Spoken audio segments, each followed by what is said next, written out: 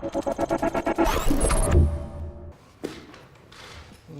имеет повреждение, да. Так в остальном.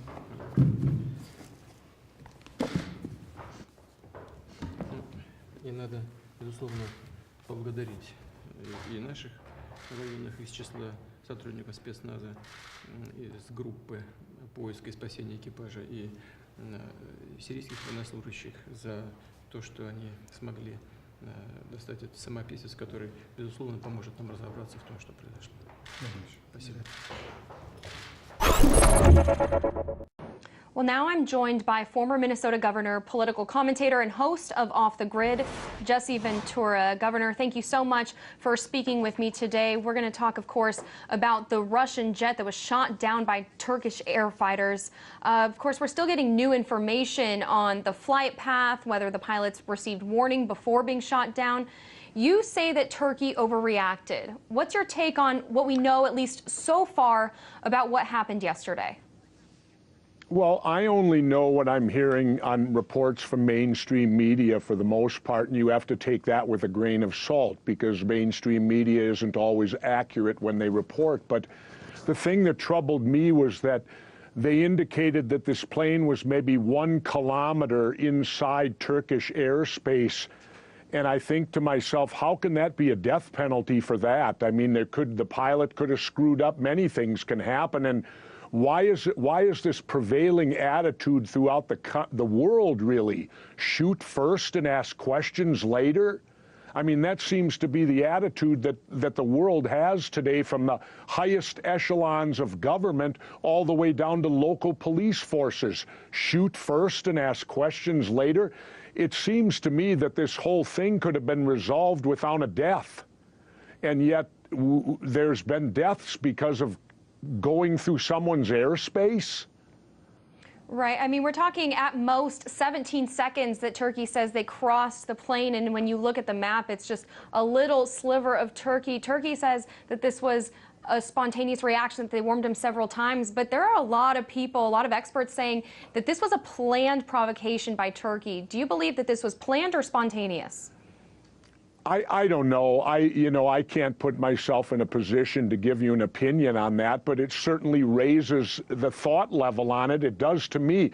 Why would you be concerned? If 17 seconds is the death penalty, why wouldn't they just file a report, take it to an international court, or pick up the phone and call President Putin, and say, what's going on here? I mean, anything is better than killing someone, I think. And let me be clear on this. I'm a United States Navy Vietnam veteran. Both of my parents were World War II veterans. My father had 6 Bronze Battle Stars in Europe. And my dad was against the Vietnam War before the hippies were. So veterans can oppose war. I want to make that clear. And it doesn't mean that we oppose soldiers. You oppose policy. And I just can't imagine why in today's world everyone is so quick to jump into war and to have a provocation like this take place, which could lead to war. Now, Governor, if you were Commander-in-Chief, Governor, in this scenario, what would you have done if, in fact, Russia had continued to fly over your airspace? Well, certainly I'd have picked up the phone and called President Putin. And I'd ask him what's going on. And I'd want to hear it directly from him. Talking is better than shooting. Talk first, shoot later. But it seems the attitude today is shoot first, talk later. A lot of world leaders are coming out asking Turkey not to escalate this situation, asking for both sides to de-escalate. But Turkey is a NATO member. Do you think that Turkey has the full backing of its NATO allies after its actions and the information that we keep getting from this attack? I don't know. I'm not part of NATO. I was the governor of a state. I'm a veteran, and I live in the regular world.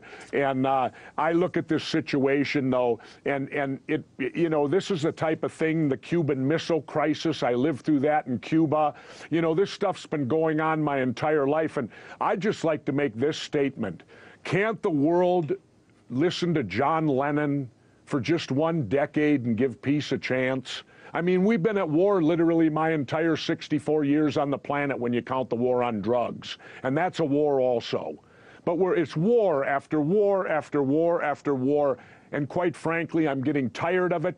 And provocation like what just happened here is what keeps you going to war. And I want to commend the Soviet, or Russia now, I even get confused on that these days, for using restraint. Continue to use that restraint. And let's get the rest of the world to start restraining a little bit too. Former Governor Jesse Ventura, host of Off the Grid, thank you so much for your insight. Appreciate it. Thank you.